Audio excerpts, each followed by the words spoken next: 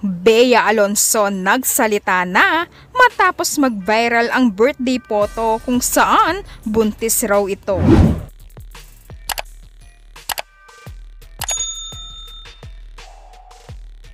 Matapos ang ilang araw na usap-usapan sa social media, nagsalita na sa wakas si Bea Alonzo upang linawin ang mga haka-haka na kumakalat matapos ang kanyang birthday celebration. Sa kanyang post sa Instagram, ibinahagi ng aktres ang kanyang larawan na may hawak na happy birthday na cake at dito may kalakip na mensahe. "Thank you for all the birthday love, feeling so grateful for another year of laughter, growth and the people who keep me grounded. And for anyone curious about the picture, just caught at a bad angle after an amazing dinner. Glowing, not expecting." Yan ang paglilinaw ni Bea Alonzo tungkol sa kumakalat na buntis umano ito. Ayon sa post, ipinapaliwanag ni Bea na ang viral na larawan na marami ang nag-akalang na siya ay buntis ay isang bad angle lamang. Nilinaw rin niyang glowing siya sa kaligayahan, hindi dahil sa anumang espesyal na kondisyon na buntis ito.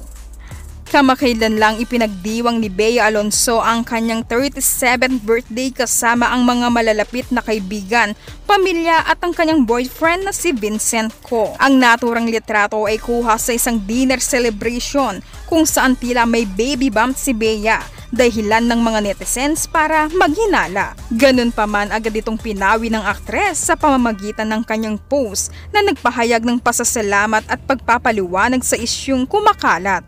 Yan mga ka-stars, hindi buntis si Bea Alonzo, glowing lamang raw dahil sa kanyang love life.